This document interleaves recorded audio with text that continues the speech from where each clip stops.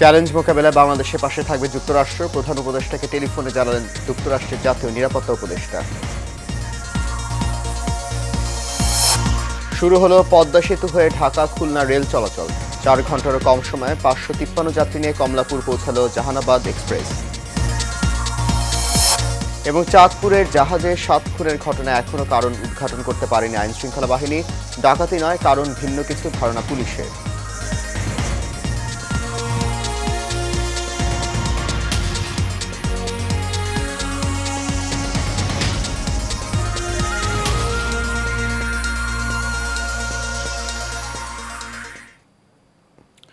সবাইকে স্বাগত জানাচ্ছি এশিয়ান নিউজে। আপনাদের সাথে আছি আমি সৈয়দ মাহিউজ্জামান মুখর। শুনছেন বিআরবি কেবল ইন্ডাস্ট্রিজ লিমিটেড সংবাদ শিরোনাম। যাচ্ছি পুরো খবরে। বাংলাদেশের অন্তর্বর্তীকালীন সরকারের প্রধান উপদেষ্টা অধ্যাপক ডক্টর মোহাম্মদ ইউনূসের সঙ্গে ফোনে কথা বলেছেন যুক্তরাষ্ট্রের জাতীয় নিরাপত্তা উপদেষ্টা জ্যাক সুলিভান। এই ফোন আলাপে চ্যালেঞ্জিং সময় বাংলাদেশকে নেতৃত্ব দেওয়ার জন্য ডক্টর ইউনূসকে ধন্যবাদ জানিয়েছেন তিনি। এছাড়া ফোন আলাপে উভয় নেতা ধর্ম নির্বিশেষে সব মানুষের অধিকার রক্ষার প্রতিশ্রুতি ব্যক্ত করেছেন। একই সঙ্গে বাংলাদেশ যেই সব চ্যালেঞ্জে মুখোমুখি হয়েছে সেগুলো মোকাবেলায় যুক্তরাষ্ট্রের অব্যাহত সমর্থনের কথা উল্লেখ করেছেন যুক্তরাষ্ট্রের এই জাতীয় নিরাপত্তা উপদেষ্টা। স্থানীয় সময় সোমবার এই ফোন আলাপের বিষয়ে হোয়াইট হাউসের ওয়েবসাইটে প্রকাশিত এক বিবৃতিতে এই তথ্য জানানো হয়েছে।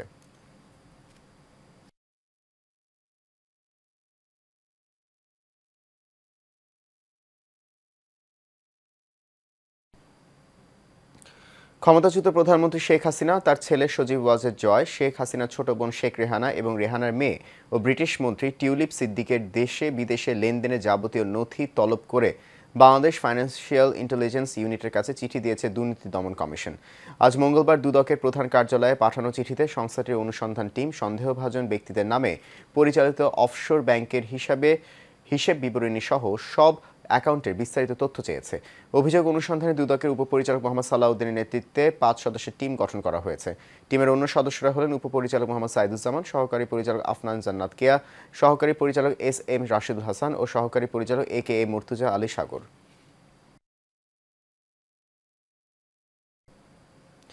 দীর্ঘদিন পরে খুলনার মানুষের বহুল প্রতীক্ষিত স্বপ্ন পূরণ হলো আজ।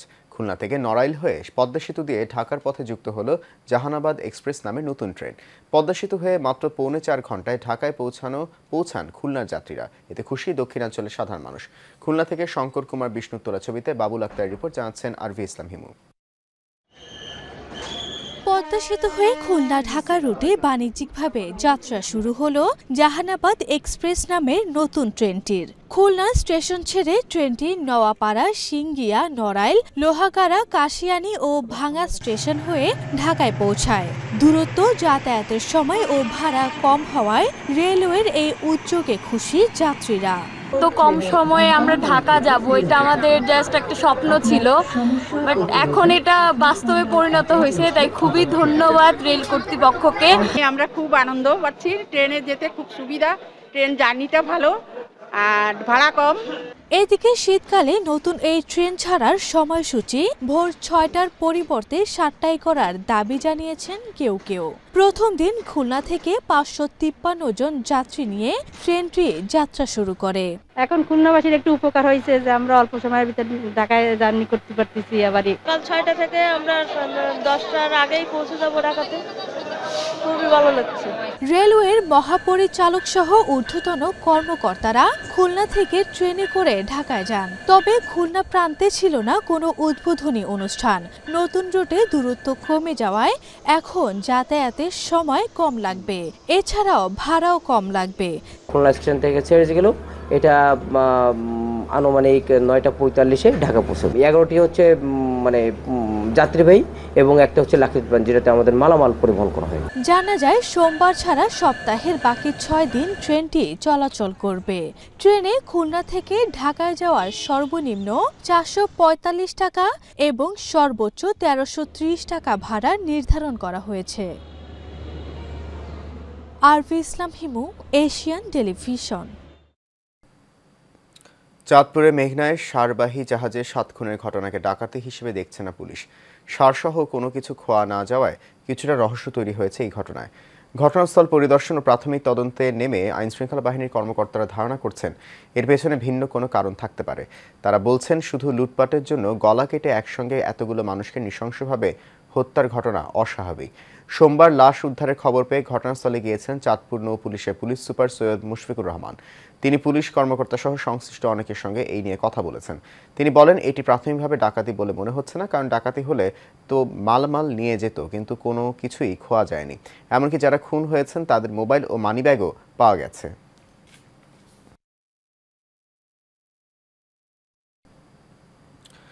নির্বাচন ব্যবস্থা সংস্কার কমিশনের প্রধান বদিউল আলম মজুমদার বলেছেন, 2007-08 সালের মতো সংস্কার যাতে গালিতে পরিণত না হয় সেই লক্ষ্যে কাজ করা হচ্ছে।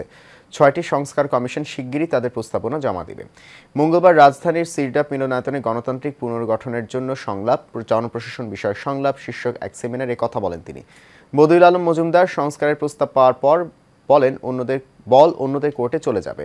এরপর মূল কাজ সরকার, নির্বাচন কমিশন ও রাজনৈতিক দলের। এ সময় স্বৈরতন্ত্র যাতে আর না ফিরতে পারে সেজন্য সংস্কার প্রয়োজন বলেও মন্তব্য করেন তিনি। তিনি আরও বলেন, জনপ্রশাসন জনগণের প্রশাসন হওয়া উচিত ছিল, কিন্তু দুর্ভাগ্যবশত তা হয়ে ওঠেনি। ভোটার তালিকার পুনর্বিন্যাস করতে নির্দেশনা দিয়েছে নির্বাচন কমিশন। ইউনিয়ন, পৌরসভা এবং সিটি কর্পোরেশন নতুন গঠিত এলাকার ভোটার তালিকা পুনর্বিন্যাসে মাঠ কর্মকর্তাদের নির্দেশ দিয়েছে সংস্থাটি। সব উপজেলা, জেলা ও আঞ্চলিক নির্বাচন কর্মকর্তাদের এরই মধ্যে নির্দেশনাটি পাঠিয়েছেন ইসি নির্বাচন সহায়তা শাখার সিনিয়র সহকারী সচিব মোহাম্মদ নাসির উদ্দিন চৌধুরী। নির্দেশনায় বলা হয়েছে, অতি শিগগিরই বাড়ি বাড়ি গিয়ে ভোটার তালিকা হালনাগাদ কার্যক্রম শুরু হবে। এই অবস্থায় বাড়ি বাড়ি গিয়ে ভোটার তালিকা হালনাগাদ কার্যক্রম শুরু করার আগে নবগঠিত ও পুনর্গঠিত ইউনিয়ন, পৌরসভা এবং সিটি কর্পোরেশনের ওয়ার্ডের ভোটার তালিকা পুনর্বিন্যাস সংক্রান্ত কোনো কার্যক্রম থাকলে তা দ্রুত সম্পন্নের নিমিত্তে প্রয়োজনীয় ব্যবস্থা গ্রহণ করতে হবে।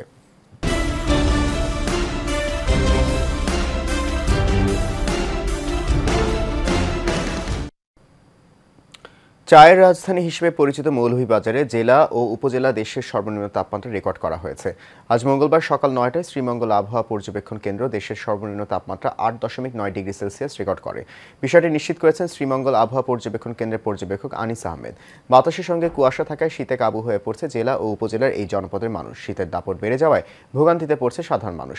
সন্ধ্যার পর শহরে তাপমাত্রা একটু বেশি থাকলেও গ্রাম ও চা বাগানে বেশ ঠান্ডা অনুভূত হয়। সন্ধ্যার পর থেকে জেলা ও উপজেলার শুরু হয় হিমেল বাতাস আর ঘন কুয়াশা। এদিন ভর হিমেল বাতাস থাকায় ছড়াতে পারেনি সূর্যের তীব্রতা। এতে কমে যায় দিনের সর্বোচ্চ এবং সর্বনিম্ন তাপমাত্রার ব্যবধান।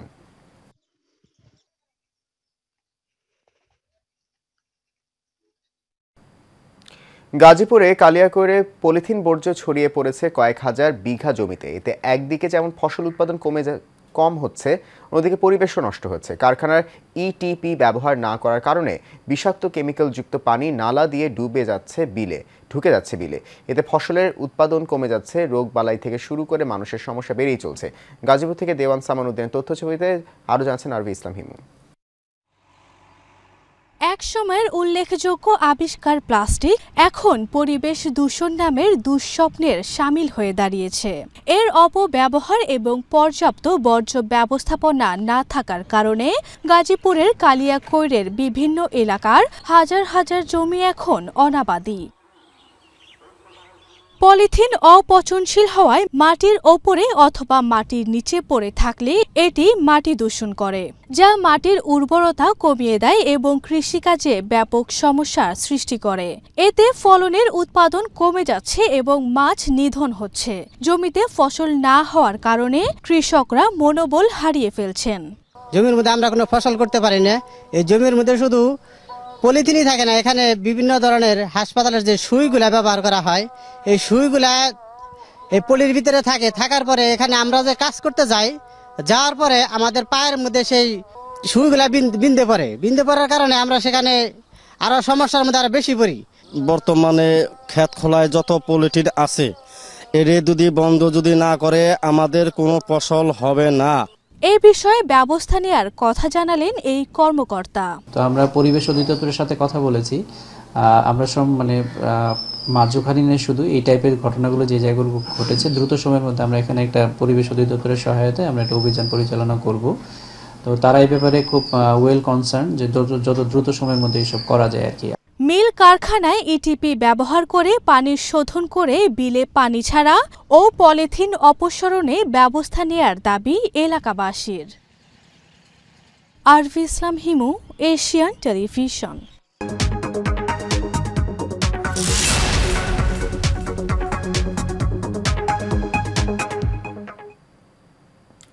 বাণিজ্যিকভাবে ড্রাগন চাষ করে বাজিমাত করেছেন কুড়িগ্রাম সদরের কৃষি উদ্যোক্তা খোরশেদ আলম। শখের বশে 1 শতক জমিতে ড্রাগন লাগিয়ে এখন 60 শতক জমিতে 2000-এরও বেশি ড্রাগন চাষ করছেন তার বাগানে। পুষ্টিগুণ সম্পন্ন হওয়ায় দিন দিন ব্যাপক চাহিদা বাড়ছে এই ফলের। স্থানীয় চাহিদা মিটিয়ে এই ড্রাগন যাচ্ছে বিভিন্ন জেলায়। দূর দূরান্ত থেকে প্রতিনিয়ত তার বাগান দেখতে এসে ড্রাগন চাষে উদ্বুদ্ধ হচ্ছেন অনেকেই। কুড়িগ্রাম প্রতিনিধি হাফিজুর রহমান হৃদয়ের তথ্য ছবিতে বিস্তারিত জানাচ্ছেন সঞ্জিতা হক। কুড়িগ্রাম জেলা সদরের রিভারভিউ উচ্চ বিদ্যালয় সংলগ্ন পুরাতন হাসপাতাল পাড়া গ্রামের কৃষি উদ্যোক্তা খোরশেদ আলম গত 5 বছর আগে থাইল্যান্ড বেড়াতে গিয়ে ড্রাগন ফলের বাগান দেখে সেখান থেকে ড্রাগনের কাটিং এনে প্রথমে ছাদে রোপণ করেন একটি চারা। 1.5 বছর পর ফুল ফল দেখে উদ্বুদ্ধ হয়ে নিজের 60 শতক জমিতে বাণিজ্যিকভাবে ড্রাগনের চাষ করেন। ক্যাকটাস জাতীয় এই ড্রাগন গাছের কোনো পাতা নেই। এ ফলের গাছ সাধারণত 1.5 থেকে 2.5 মিটার পর্যন্ত লম্বা হয়ে থাকে। চায়না ও ভিয়েতনাম পদ্ধতিতে 2000-এরও বেশি ড্রাগন চাষ করে বাজিমাত করেছেন এই কৃষি উদ্যোক্তা। এখন বছরে আয় করছেন 2 থেকে 3 লাখ টাকা। 5 বছর আগে এই ড্রাগন বাগান 1% দিয়ে শুরু করি। এখন প্রায় আমার 60% বাগান। মোটামুটি এখন বছরে খাওয়ার পরেও 2-3 লাখ টাকা আমি বিক্রি করি। বেশ লাভজনক ফসল। উচ্চ পুষ্টিগুণ সম্পন্ন হওয়ায় দিন দিন ব্যাপক চাহিদা বাড়ছে ড্রাগন ফলের। স্থানীয় চাহিদা মিটিয়ে তার ড্রাগন ফল যাচ্ছে বিভিন্ন জেলায়। প্রতিনিয়ত বিভিন্ন এলাকা থেকে বাগান দেখতে এসে অনেকেই উদ্বুদ্ধ হচ্ছেন লাভজনক এই ড্রাগন চাষে। আর এই বাগানে কাজ করে কর্মসংস্থান হয়েছে অনেকের। ড্রাগন বাগানটি দেখার জন্য আসছি, এখানে দেখে খুব ভালো লাগলো। শরীরের পুষ্টির জন্য খুবই উপকারী। বৃহৎ আকারের একটি বাগান, এরকম বাগান যদি আমাদের কুড়িগ্রামের তরুণ উদ্যোক্তারা করে, আমার মনে হয় যে তারা ওদের ভবিষ্যতে অনেক ভালো কাজ করতে পারবে। কুড়িগ্রামের মাটি ও আবহাওয়া ড্রাগন ফল চাষের উপযোগী। পুষ্টিগুণ সম্পন্ন এই ফল চাষে নতুন উদ্যোক্তা গড়ে উঠলে সহযোগিতা ও পরামর্শ দিতে আগ্রহী স্থানীয় কৃষি বিভাগ। বাণিজ্যিকভাবে চাষাবাদ শুরু না হলেও কিছু কিছু কৃষি উদ্যোক্তা তারা নিজস্ব উদ্যোগে চাষ শুরু করছেন এবং ভালো ফলাফল পাচ্ছেন। আশা করছি এটি এই জেলা সম্প্রসারিত হবে। আমাদের মাঠ পর্যায়ে কর্মকর্তাদের আমরা নির্দেশনা দিয়েছি, যারা এই ধরনের ফল চাষে আগ্রহী তাদেরকে প্রয়োজনীয় পরামর্শ প্রদান করার জন্য। প্রতি কেজি ড্রাগন ফল বিক্রি হচ্ছে 150 থেকে 200 টাকা পর্যন্ত।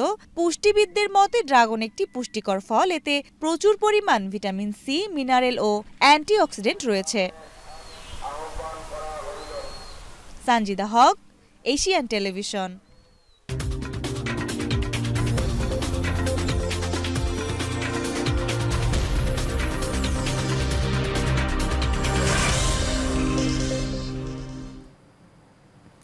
খেলার খবর।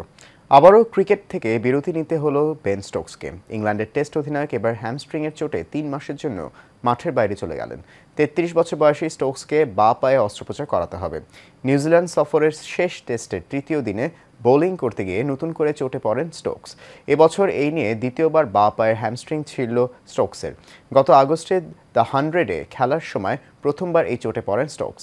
England and Wales cricket board এক বিবৃতিতে জানিয়েছে, জানুয়ারিতে অস্ত্রোপচার হবে স্টোকসের। অন্তত 3 মাসের জন্য ক্রিকেট থেকে ছিটকে গেছেন বেন স্টোকস। পরীক্ষায় ধরা পড়েছে তার বাঁ পায়ের হ্যামস্ট্রিং ছিঁড়ে গেছে।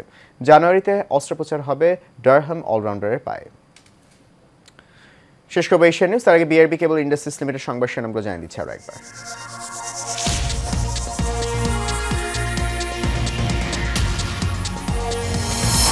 চ্যালেঞ্জ মোকাবেলায় বাংলাদেশের পাশে থাকবে যুক্তরাষ্ট্র। প্রধান উপদেষ্টাকে টেলিফোনে জানালেন যুক্তরাষ্ট্রের জাতীয় নিরাপত্তা উপদেষ্টা। শুরু হলো পদ্মা সেতু হয়ে ঢাকা খুলনা রেল চলাচল। 4 ঘন্টারও কম সময়ে 553 যাত্রী নিয়ে কমলাপুর পৌঁছালো জাহানাবাদ এক্সপ্রেস। এবং চাঁদপুরে জাহাজের 7 খুনের ঘটনায় এখনও কারণ উদ্ঘাটন করতে পারেনি আইন শৃঙ্খলা বাহিনী। ডাকাতি নয়, কারণ ভিন্ন কিছু ধারণা পুলিশের।